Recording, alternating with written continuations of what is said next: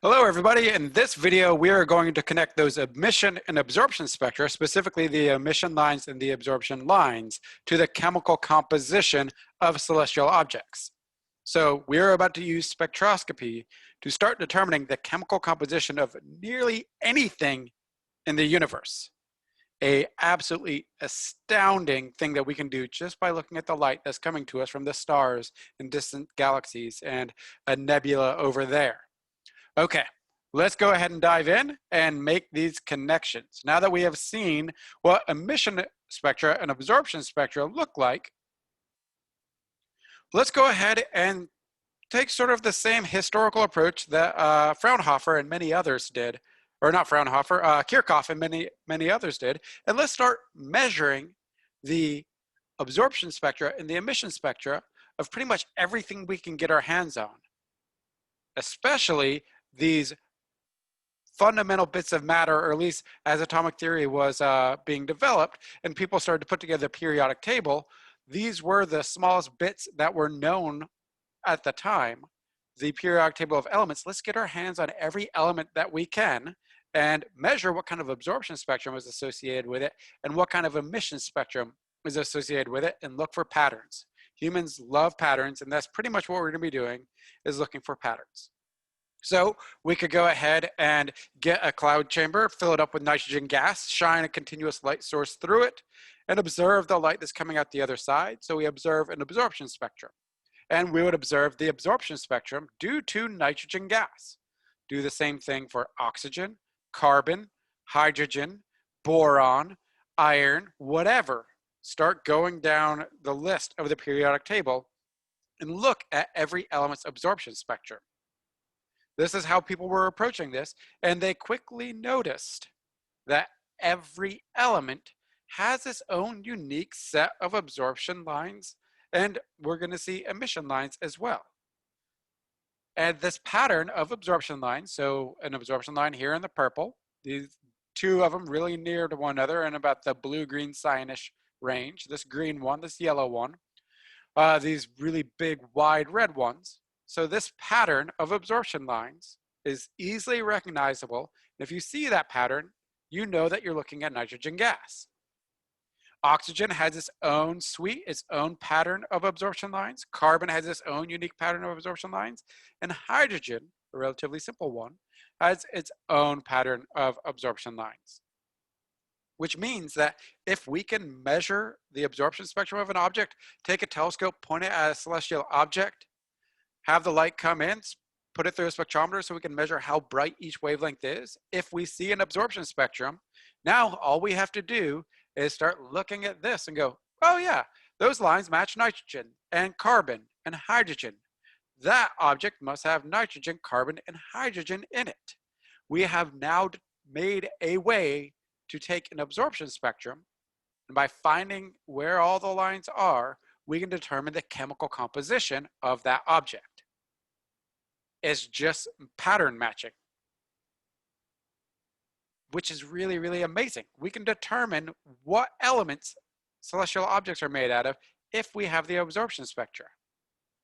But not everything has an absorption spectrum. Some things have an emission spectrum instead of an absorption spectrum.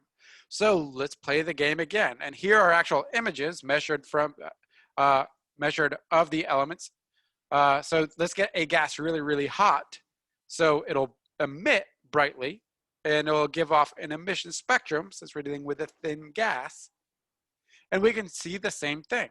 Every element has its own unique set. You can see the emission lines here in hydrogen. You've got this red one, you've got this cyan one, you've got these purple ones, and you have a pattern that is unique to hydrogen. The same for helium, boron, carbon, nitrogen. Just go through the periodic table. You can see some of them are pretty complicated. Others are relatively simple, but each one is unique to that element. So now it doesn't matter what we're measuring. It's things that give us an absorption spectrum. We can go ahead and pattern match, figure out, oh, this emission line right here, that's hydrogen, that must have hydrogen in it. It doesn't matter if we're talking about emission spectra or absorption spectra. In both those scenarios, any object that's giving us an emission spectrum and an absorption spectrum, now we can just go ahead and pick out, oh, you have these elements in there. we can determine the chemical composition. So really, really, really powerful stuff here. Emission spectra give us a way to determine the chemical composition, what elements are in something. And absorption spectra do the exact same thing.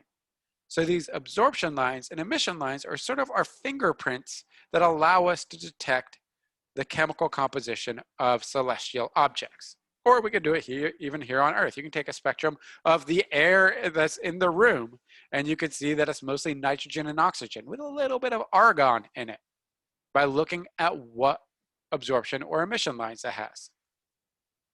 Absolutely stunningly powerful that we have a chemical composition detector. It's simple as pattern matching of make sure you have, oh, look at this emission line right here, that's hydrogen. If you have this bright yellow line right here, it's sodium. Maybe that's why sodium lamps are bright yellow. But it's even more profound than just pattern matching. So emission spectra have their own set of absorption, or emission spectra have their own set of emission lines. Absorption spectra have their own set of absorption lines. And you can use either one to determine the chemical composition. Is there a rhyme and a reason? Is there a connection between the two? And yes, there is. And the connection is the type of matter.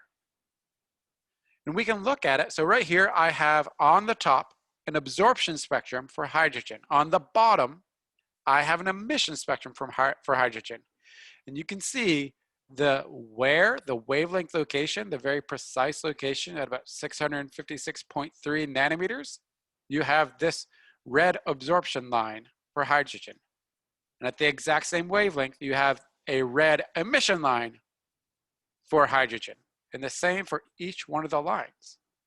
The emission lines and the absorption lines for the same element occur at the exact same wavelengths. And just to kind of prove that point, I can put them together and it looks like I have a continuous spectrum. So what does this mean? It means that we can determine the chemical composition of pretty much any celestial object as long as it is, when we take a spectrum, it gives us an absorption spectrum or an emission spectrum. And how do we do that? We identify the wavelength position of emission or absorption lines.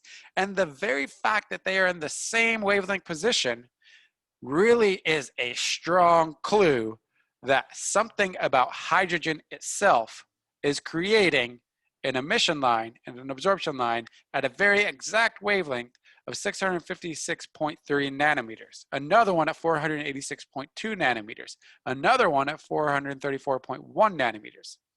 There must be something about the hydrogen atom, some nature of the hydrogen atom that can explain the emission and absorption lines, why they occur at these very precise wavelengths, and why every element has its own unique set. There must be some physics behind this. And that's what we really want to delve into. But since we are talking about the physics of an atom, and connecting that, of course, to light, we are going to have to take a brief aside and talk about atoms themselves. And we're going to take a 100-year-old model, the Bohr model of the atom, to do so. However, that's going to be a topic for the next video. I really want to spend the rest of this video hammering in the point of how powerful of a tool this is, simply because it gives us a way to determine the chemical composition of pretty much anything in the universe. Okay, what we're looking at here, all the way from the infrared, and then you're reading this like a book, line by line, going through the entire visible spectrum, all the way to about the start of the violet in this image, is the spectrum of the sun. So I'd read across this line, and then this segment right here would connect to this segment right here would connect here. So you can imagine stretching this all the way out. So you have a full rainbow, and you can see all these absorption lines in the atmosphere of the sun. The sun itself acts like a black body. The light goes through the gases in the atmosphere of the sun, creating absorption features.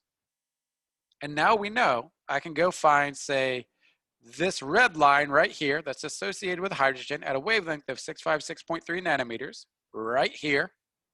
And I know that the sun has hydrogen in it. I could play the game finding the sodium line. I could play the game again and over and over and over. Each one of these absorption lines is associated with an element. So what Fraunhofer did is he went through meticulously identifying all of these lines, connecting them to what element they belong to, and it gave us our first chemical composition of the sun as mostly hydrogen gas, or at least the atmosphere of it. And there are over 80 elements identified in the Fraunhofer lines. There are more elements in the sun than that, but from just this spectrum right here, you can identify that many elements. You can get some really precise details on the composition of the sun. That is amazing.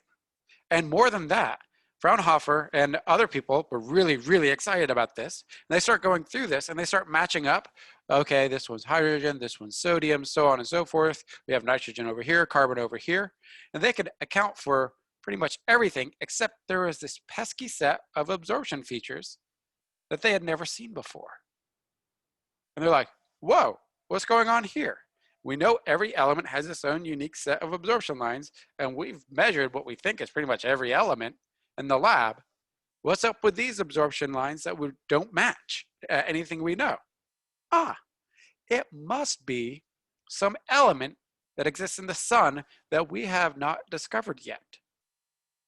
And they're like, good point, good point. Yes, I think that's the right conclusion. There is another element that we don't know about. Oh, what should we call this element? Well, why don't we name it after the sun? The Greek god of the sun is Helios. So let's give it a very elementy sounding name of helium. And that's how we discovered helium. Yes, helium exists on Earth, but we did not know about helium gas yet. We discovered it in the Fraunhofer lines in the spectrum of the sun.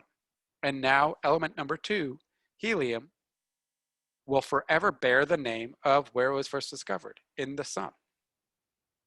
Really, really cool. And more than this, you'd think that they look at the sun and they go, oh, well, stars must be made out of hydrogen and, well, secondarily helium gas. But that connection wasn't made yet.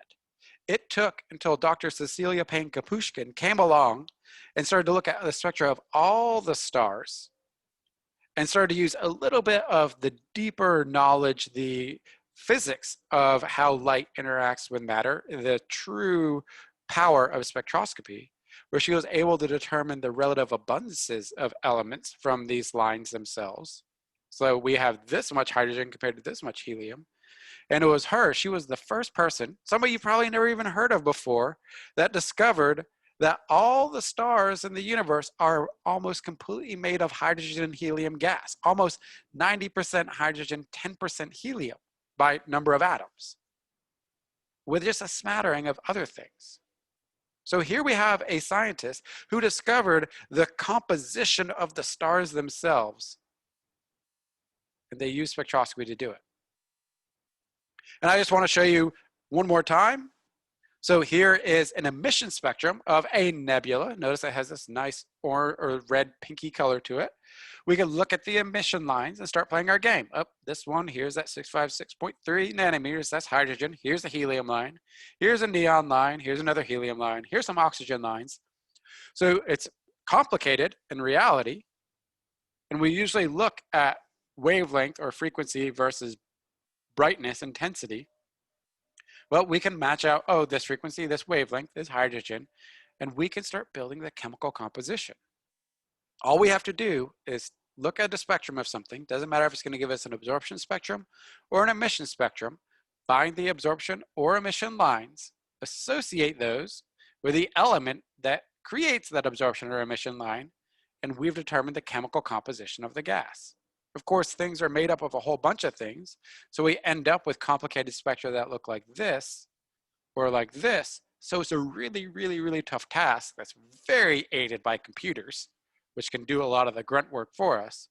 But we now have a way to determine the chemical composition of objects in the universe.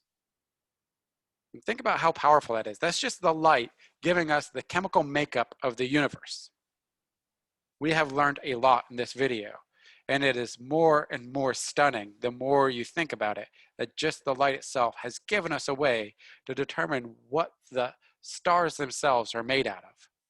All right, I hope you enjoyed this video. I hope you're really going to enjoy where we go and we get into the deep physics so we can actually understand what's giving rise to these absorption and emission lines. I will see you in those videos.